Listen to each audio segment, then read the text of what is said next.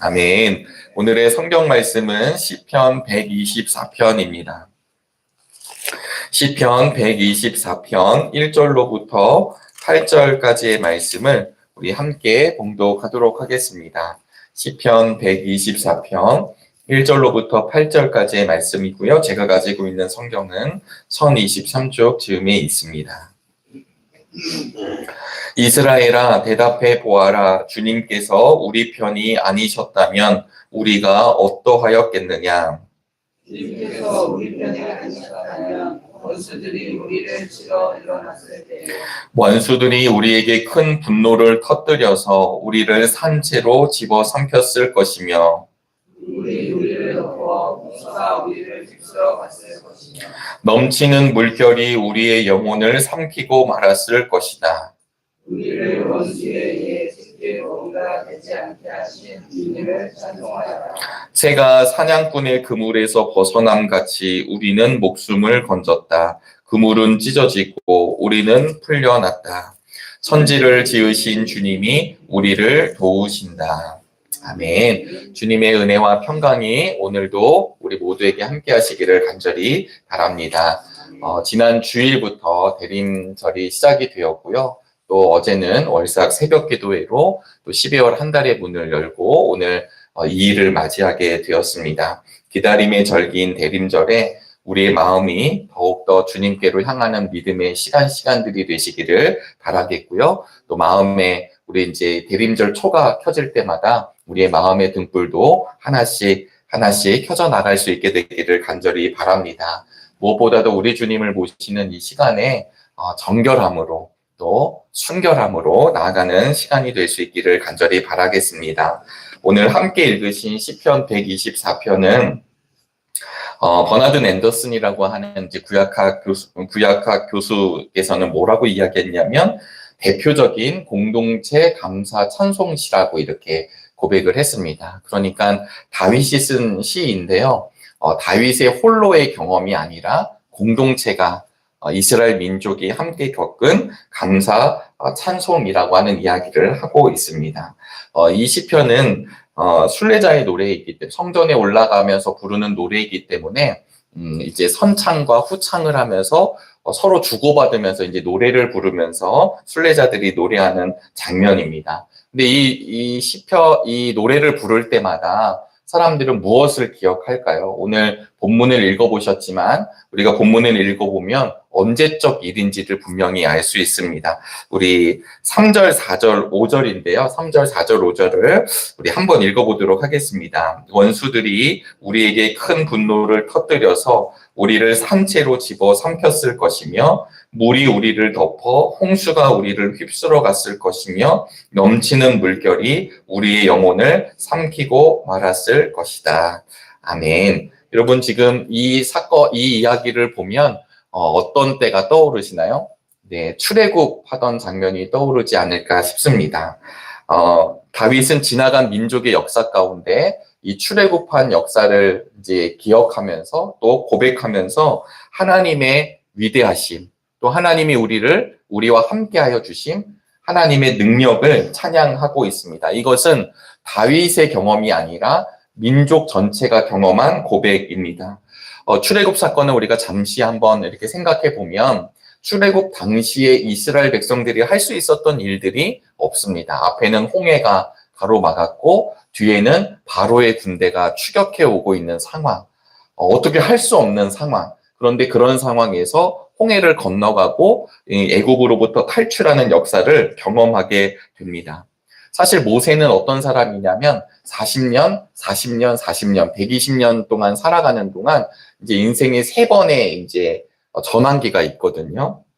언젠가 담임 목사님께서 모세에 대한 이야기를 해주시면서 모세는 그 시간마다 다 준비가 되던 시간이었다라고 하는 이야기를 하신 적이 있습니다. 그러니까 미디안 광야에 있을 때 그냥 낭만한 시간이 아니라 오히려 그 시간이 준비된 시간이었다라고 말씀해 주신 적이 있는데 너무나도 공감이 되는 말씀이었습니다. 왜냐하면 미디안 광야 생활을 하면서 이렇게 집 앞에만 오고 간 것이 아니라 그가 이제 목동의 일도 하면서 그다음 광야 곳곳을 다니면서 어디를 가야 할지, 어디를 가지 말아야 할지, 어느 길인지를 분명히 그 40년 기간 동안 이제 잘 체득하게 되는 시간이었죠.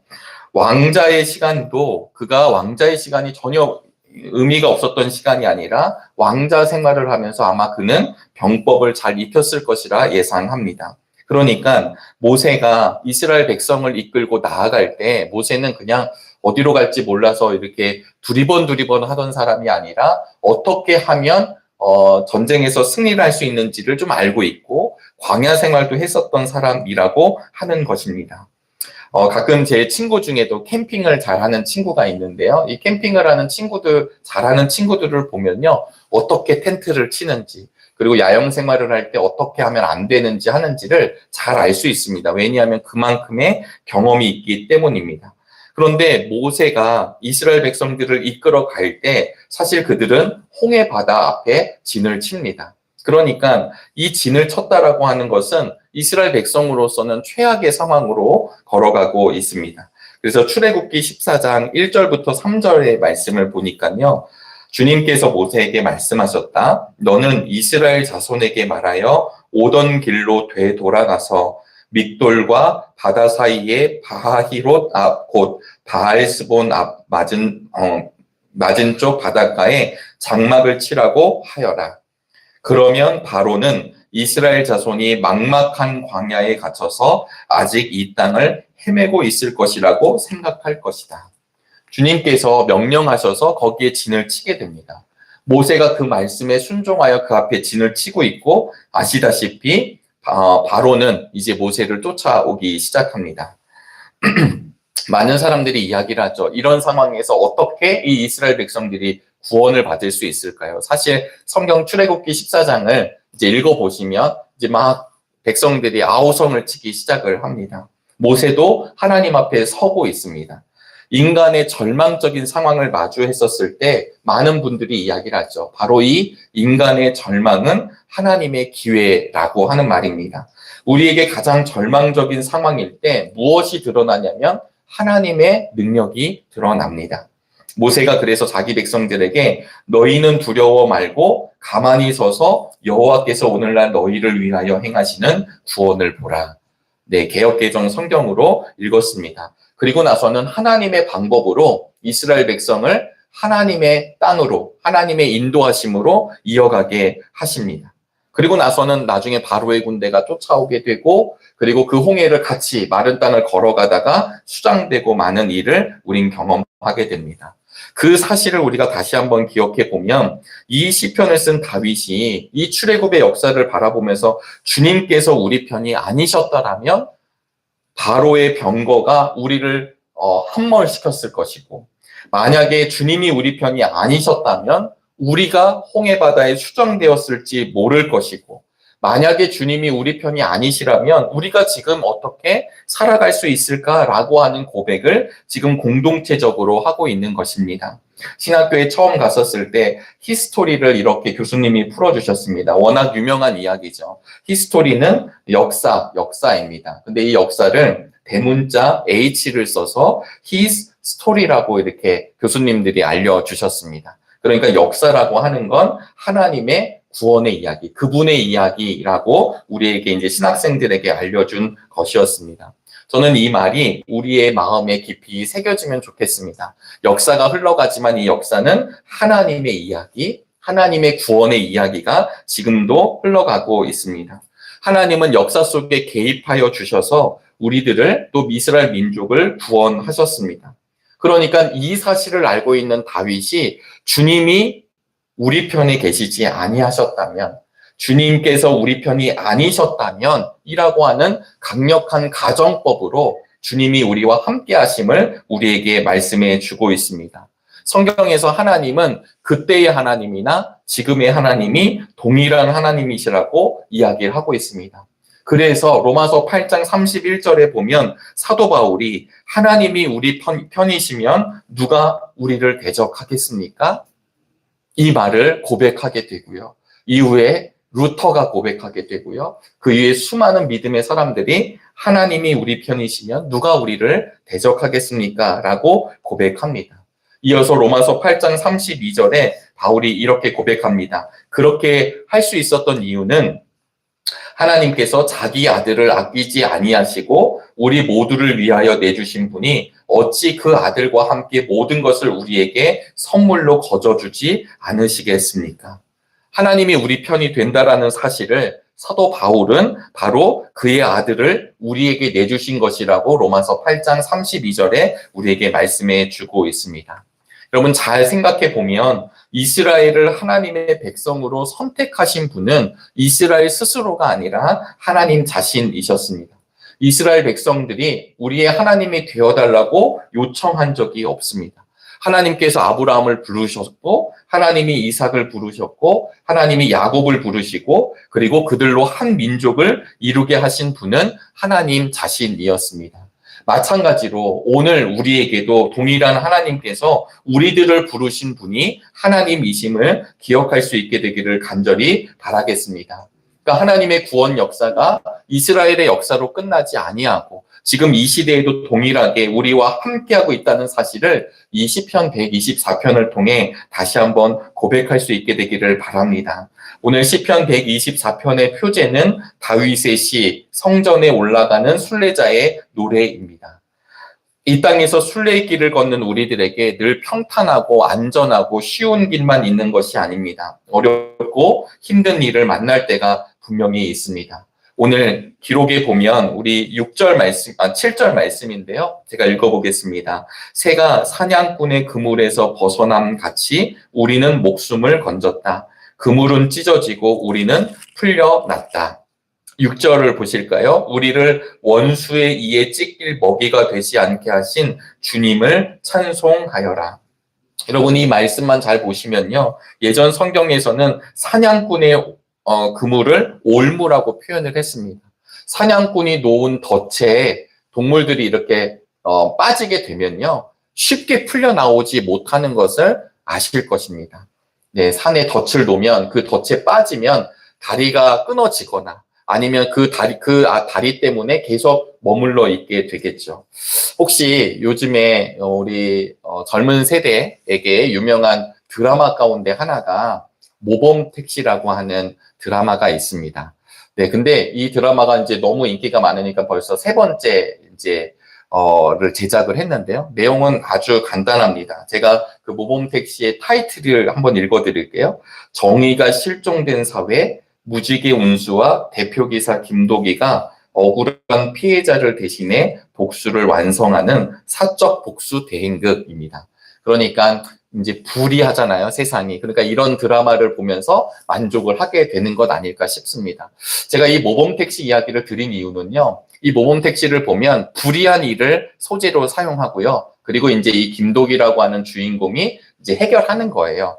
그런데 이 내용을 제가 말씀드린 이유는 덫이라는 표현 때문에 그렇습니다. 그 내용을 하나같이 보면 어떠한 악인들이 이 사람을 이렇게 끌어들이기 위해서 처음에는 유혹하고 그 다음에 잘해주고 그런 다음에 이 사람이 들어오게 되면 그의 몸과 그의 영혼과 그의 모든 돈을 앗아가는 거예요. 때로는 학교 폭력을 얘기하기도 하고 인신매매를 얘기하기도 하고 도박을 얘기하기도 하고 수많은 이야기들을 이야기합니다.